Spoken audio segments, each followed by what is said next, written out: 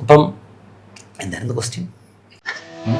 ഒടുവിൽ ജയമഹേന്ദ്ര എന്ന വെബ് സീരീസിന്റെ ഡയറക്ടറുമായ ശ്രീകാന്ത് മോഹനാണ് ഇന്ന് നമ്മളോട് കൂടെ ഉള്ളത്. ശ്രീകാന്ത് ഏട്ടാ, വെൽക്കം ടു ഹോളിവുഡ് സിനിമയിലൊക്കെ വർക്ക് ചെയ്യുന്ന ചെറിയ ചെറിയ കുറച്ച് മൂവിയായിരുന്നു. വാർ മെഷീൻ എന്ന് പറഞ്ഞ ബ്രാഡ് പിറ്റിന്റെ ഫിലിമിലൊക്കെ പ്രൊഡക്ഷനിലും സൈറ്റിലൊക്കെ വർക്ക് ചെയ്തു. ശരിയായിട്ട് ഞാൻ കോക്കോ, കീടം, തോലി എഫ് സി, നില, പെട്ടതിരി, KCF കേരള ക്രൈംഫൈൽസ്.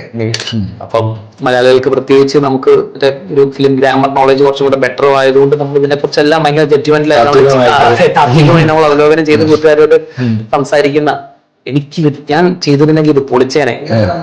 സഹിച്ചേട്ടന് മെസ്സേജ് വരുന്നുണ്ട്, സുഹാസിനി മാം നമുക്ക് മെസ്സേജ് ഫോർവേഡ് ചെയ്യുന്നു, സുഹാസിനി മാം വന്ന മെസ്സേജുകൾ.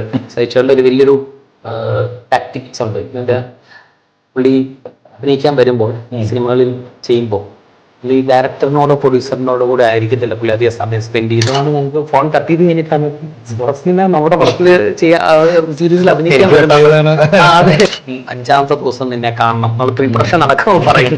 എല്ലാ ദിവസം രാവിലെ എഴുന്നേക്കുമ്പോൾ നമുക്ക് ഫോം അടിച്ചിട്ട് തന്നെ എഴുന്നേക്കുന്ന. എനിക്കറിയില്ല, പുതിയതായിട്ട് എന്തോ നടന്നു. ഇപ്പൊ ഞാൻ ഉറങ്ങി എണീറ്റ സമയത്ത് എന്തോ ലോകം മാറിയിട്ടുണ്ട്. അതെ, ലോകം മാറിയിട്ടുണ്ട്. പക്ഷെ എനിക്ക് മനസ്സിലായില്ല. സിനിമകൾക്ക് എത്ര എഡീസ് ഉണ്ടാവും? ഒരു എന്തൊക്കെയാണ് എഡീസിന്റെ റെസ്പോൺസിബിലിറ്റീസ്? എന്തൊക്കെയാണ് ഈ അസോസിയേറ്റിന്റെ, ചീഫ് അസോസിയേറ്റിന്റെ റെസ്പോൺസിബിലിറ്റി? ഈ അസോസിയേറ്റ് ഡയറക്ടേഴ്സ് എന്ന് പറഞ്ഞാൽ, അസിസ്റ്റന്റ് ഡയറക്ടേഴ്സ് എന്ന് പറഞ്ഞാൽ എന്നെ എഴുതിയ സമയത്ത് സെറ്റിംഗ് സമയത്ത് ഏറ്റവും കൂടുതൽ അല്ലെങ്കിൽ ഓർമ്മയിലൂടെ ചീത്ത കേട്ടത് അനുഭവം എന്തെങ്കിലും? അങ്ങനെ നമുക്ക് ചീത്തവിളി എന്ന് വെച്ചാൽ അതൊക്കെ വിളി അങ്ങനൊന്നും അല്ല ഉദ്ദേശിക്കുന്നത്. വളരെ ഹെൽത്തി ആയിട്ടുള്ള, നീ എന്താ ശ്രദ്ധിക്കാത്ത എന്ന് ചോദിക്കുമ്പോൾ നമുക്ക് വേറെ കഴിവുള്ള ഡയറക്ടേഴ്സിന്റെ പടത്തിൽ ചെറിയ ചെറിയ റോളുകൾ ചെയ്യും.